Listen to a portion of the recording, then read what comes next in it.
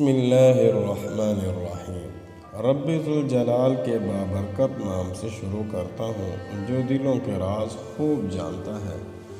درود ہو نبی کریم صلی اللہ علیہ وسلم پر اور آپ کی آل پر۔ درود ہو حضرت ابراہیم علیہ السلام پر اور آپ کی آل پر۔ ایک ملنگ جنگل میں دھونی رمائے تنہا بیٹھا ہوا تھا۔ کسی بادشاہ کا وہاں سے گزر ہوا تو ملنگ نے اس پر کچھ خاص دھیان نہ دیا، مطلب چخیونس کی تھا۔ بادشاہ کو سبکی کا احساس ہوا اور شک بھی گزرا کہ یہ تنہا بیٹھا بھنگ پی رہا ہے۔ تبھی مجھ جیسے بڑے بادشاہ کے گزرنے پر بھی متوجہ نہیں ہوا، یقیناً اس وقت دوسری دنیا میں پہنچا ہوا ہوگا۔ اس نے وزیر کو ملنگ کے پاس بھیجا۔ وہ اس کے پاس گیا اور کہا، او بابا جی، روئے زمین کا اتنا بڑا بادشاہ یہاں سے گزر رہا ہے اور تو نشے کی جھونک میں اسے سلام بھی نہیں کر رہا، یہ کوئی انسانیت نہیں۔ ملنگ نے سر اٹھا کر وزیر کی جانب دیکھا، بیڑی سلگا کر ایک طویل کش لیا اور سکون سے کہا، بادشاہ سے جا کر کہو خدمت کی توقع ان سے رکھے جنہیں اس سے کوئی لالچ ہو، اور ہاں یہ بھی کہہ دینا کہ بادشاہ رعایا کا خادم ہوتا ہے نہ کہ مخدوم۔ یہ بھی کہہ دینا کہ بادشاہ فقیر کا چوکیدار ہوتا ہے، اگرچہ مال و دولت کی زیادتی کے باعث فقیر اس کی عزت کرتا ہو۔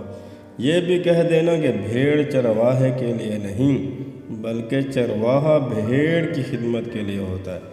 یہ بھی کہہ دینا کہ مرنے کے بعد کیا امیر اور کیا فقیر، قبر میں جھانک کر دیکھو تو امیر غریب میں فرق نہیں کر سکو گے۔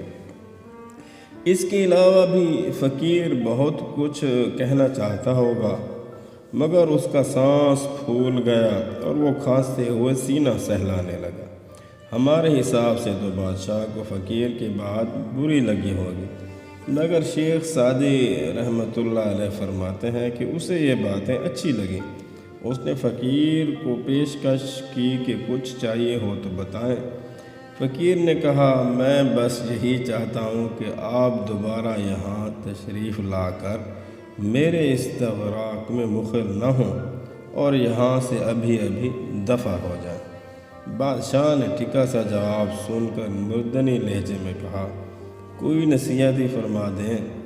فقیر نے تیکھے لہجے میں کہا، ابھی اتنا کچھ تو بیان کیا ہے، مزید کیا کہوں؟ پھر بھی نصیحت کر دیتا ہوں کہ اب بھی موقع ہے، کچھ اچھے کام کر لے، ورنہ یہ بادشاہت ہاتھوں سے نکلتی ہے، ہاتھوں ہاتھ نکلتی ہے، تیرے پاس بھی صدا نہیں رہے گی۔ سبق نمبر 1، نشہ انسان کو بہادر، بے خوف، جری اور حق گو غرضیہ کے انسان کے سوا سبھی کچھ بنا دیتا ہے۔ سبق نمبر 2، جسے کچھ بھی چھن جانے کا خوف نہ ہو وہ بے خوف ہو جاتا ہے، اور جسے آپ سے کوئی لالچ نہ ہو وہ بے باک ہو جاتا ہے۔ اس سے جی حضوری کی تمنا کرنا خود کو شرمندہ کرانے کے مترادف ہے۔ سبق نمبر 3، جتنا دنیا کے پیچھے بھاگیں دنیا اتنا ہی آگے بھاگتی ہے۔ اللہ سے لو لگا لی جائے اور بقدر ضرورت دنیا کمائی جائے تو خود بخود ضرورت سے زائد مل جاتی ہے۔ سبق نمبر 4، حاکم عوام کی خدمت کرے جو کہ اس کا فرض ہے، اپنا خزانہ نہ بھرے جو کہ کمینہ پن ہے۔ آج کے لیے بس اتنا ہی، ملتے ہیں ایک نئی ویڈیو میں، تب تک مجھے دیجیے اجازت، اللہ۔